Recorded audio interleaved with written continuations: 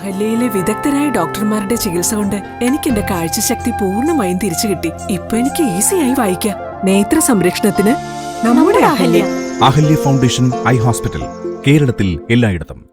Muvattupuzha vigilance കോടതി judge NV Raju രചിച്ച learners commentary പ്രകാശനം ചെയ്തു. സിക്കിം ഹൈക്കോടതി മുൻ ചീഫ് ജസ്റ്റിസ് പയസ് കുര്യാക്കോസ് പ്രകാശന കർമ്മം നിർവഹിച്ചു. ട്രാൻസ്ഫർ ഓഫ് പ്രോപ്പർട്ടി ആക്ടിനെ അടിസ്ഥാനമാക്കി മൂവാറ്റുപുഴ വിജിലൻസ് കോടതി ജഡ്ജി NV രാജു രചിച്ച ലേണേഴ്സ് കമന്ററി പ്രകാശനം ചെയ്തു.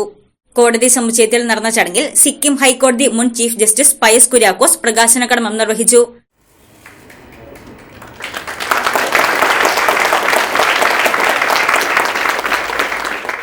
Ernakulam principal district and sessions judge honey M വർഗീസിന് ആദ്യ പകർപ്പ് നൽകിയാണ് പ്രകാശന കർമ്മം നിർവഹിച്ചത്. കോടതി കൊണ്ടു നടക്കുന്നതും കോടതി മാനേജ് ചെയ്യുന്നതും പ്രാക്ടീസ് ചെയ്ത സമയത്ത് അക്വയർ ചെയ്ത ആ കാര്യങ്ങളിൽ നിന്നാണ്. ആ സെൻസും ആ ഒരു കാര്യങ്ങളും വെച്ചിട്ടാണ് കോടതി മാനേജ് ചെയ്യുന്നത് എന്ന് ഞാൻ എപ്പോഴും പറയാറുണ്ട്. അപ്പം അങ്ങനെ നോക്കുമ്പോൾ ശ്രീ രാജു ജഡ്ജും എൻ്റെ ഗുരുക്കന്മാരിൽ ഒരാളാണ്. കാരണം ഞാൻ തൃശ്ശൂർ അദ്ദേഹത്തിൻ്റെ അടുത്ത് പ്രാക്ടീസ് ചെയ്തിട്ടുണ്ട്. ആ പ്രാക്ടീസ് ചെയ്ത കാലം എന്ന് പറയുമ്പോൾ അന്നും ഇന്നും തൃശ്ശൂർ 4 മുൻസിഫ് കോടതിയാണ് ഉള്ളത്. പക്ഷേ ഇദ്ദേഹം അവിടെ മുൻസിഫ് ആയിരുന്ന സമയത്ത്, ഫസ്റ്റ് എഡീഷൻ മുൻസിഫ് ആയിരുന്ന സമയത്ത് ബാക്കി 3 മുൻസിഫ് കോടതികളിലും ആളുകൾ ഉണ്ടായിരുന്നില്ല, ഓഫീസേഴ്സ് വേക്കൻ്റ് ആയിരുന്നു.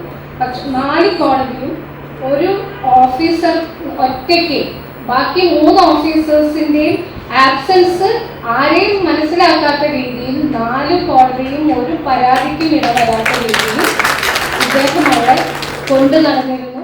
Ernakulam law college principal doctor Bindu M Nambiar, ഹൈക്കോടതി സീനിയർ അഭിഭാഷകൻ Shyam Padman, Muvattupuzha vigilance judge NV Raju, Muvattupuzha bar association president Jose Varghese, secretary AK Sreekanth എന്നിവർ പ്രസംഗിച്ചു.